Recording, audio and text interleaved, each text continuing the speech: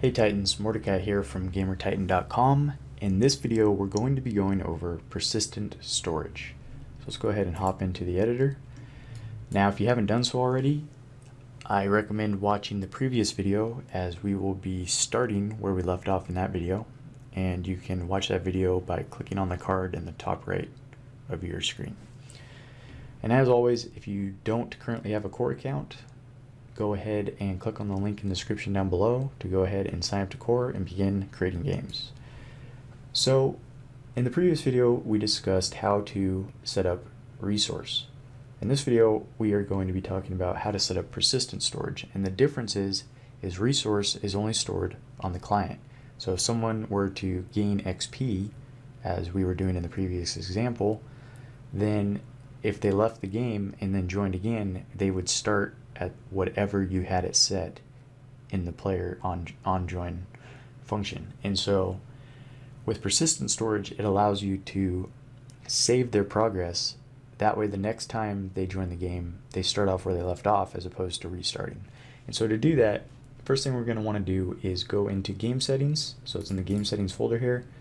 Click on game settings and make sure that you enable player storage. So make sure that's checked.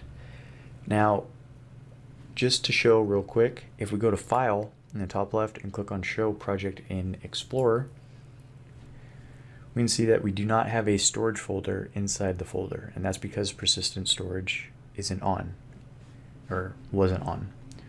So even though it's on right here, we don't have a script that's actually telling our game to actually write to the server. So let's go ahead and open up our save res file. And so the first thing we want to do is every time right now a player joins the game, they get 10 XP. So I'm going to go ahead and set this to 0. And the problem, however, is regardless if they have data stored or not, it's just going to keep setting it to 0. The first thing we want to do is up at the top here, make a new variable called local data equals storage get player data, and then we're going to pass in the player. And so this allows us to make a variable of if the player has storage. So if it finds storage on the server, it's going to take that table and make it associate it with this variable.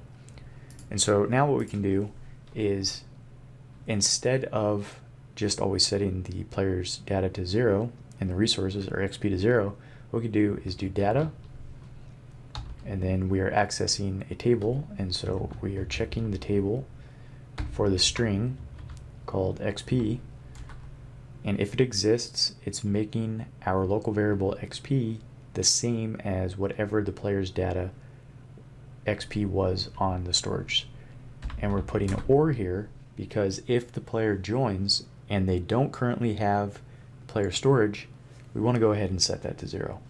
So once again, if they have storage, sets it to whatever their storage was, or it sets it to 0.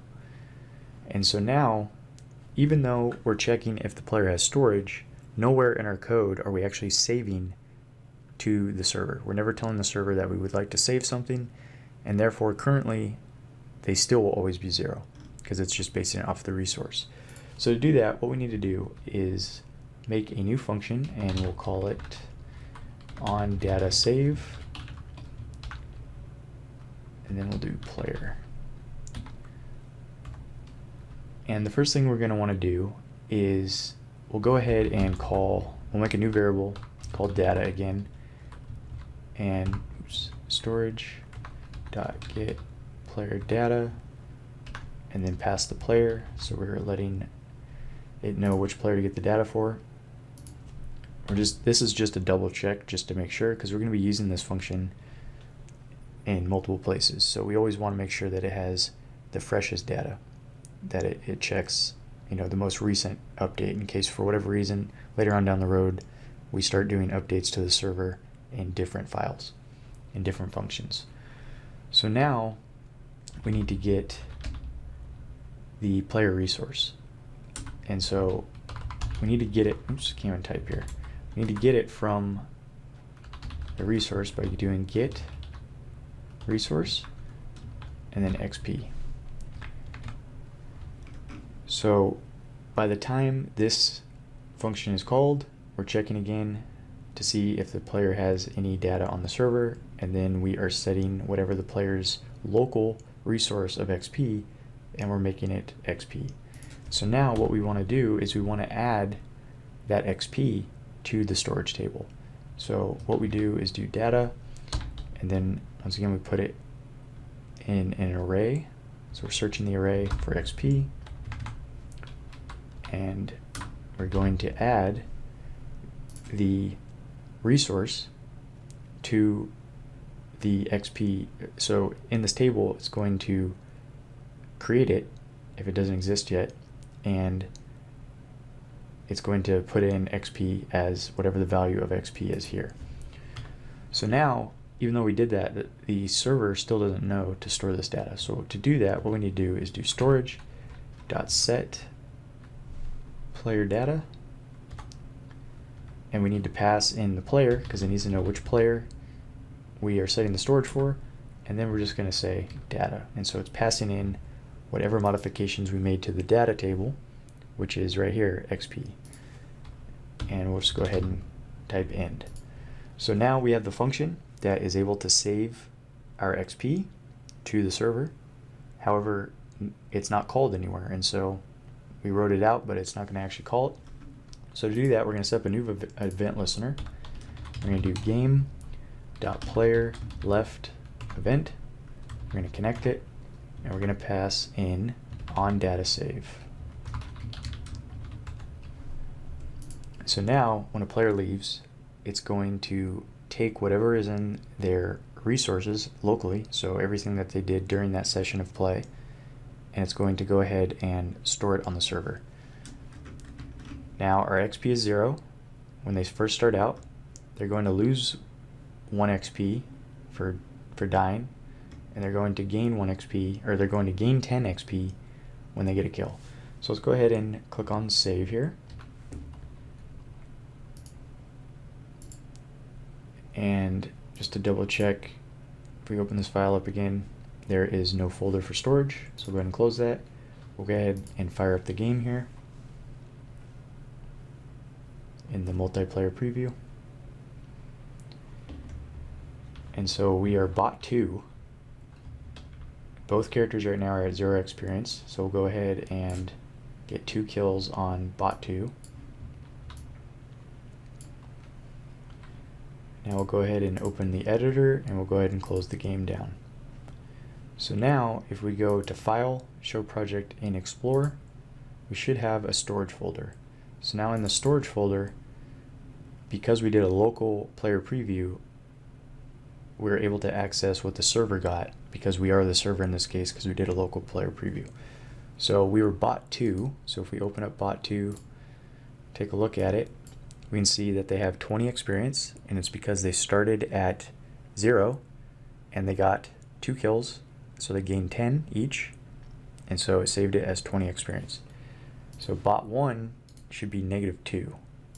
So if we look, they're at 0, and that's because they didn't actually have the resource, so we actually weren't setting a negative. So because they didn't have any resource, we were removing 1, they didn't have any, so it couldn't remove it. So go ahead and close this. So that is persistent storage. So if we open the file back up here, in the next video what we'll be doing is we'll be adding a lot more to this, and so we'll actually be doing a lot more with the experience now that we have it saving.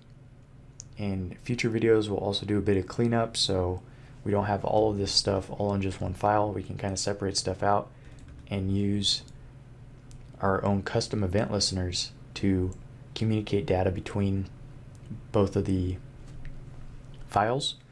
And then also in a future video we'll eventually get to the point where we can take this data and we can actually show it in the player UI and do some pretty cool stuff with it. So for example, if a player starts at level 1 and they start at 0 XP when they first join the game, and they need 100 experience to get to level 2, we could check the player's level, save their levels, and then based on what level they are, we can change what their name is or what their title is. And so for example, when you first get started, you're level 1 and you could be a private, and then if you hit level 2, you could be a corporal or something like that, and it will persist. So if someone leaves the game and then they come back later, then they can play and they retain their title.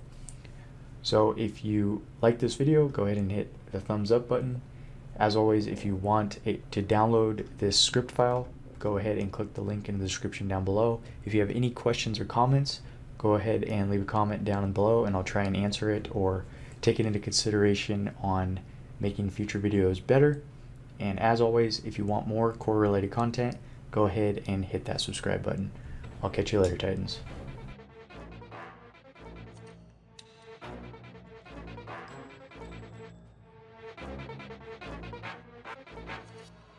Titan.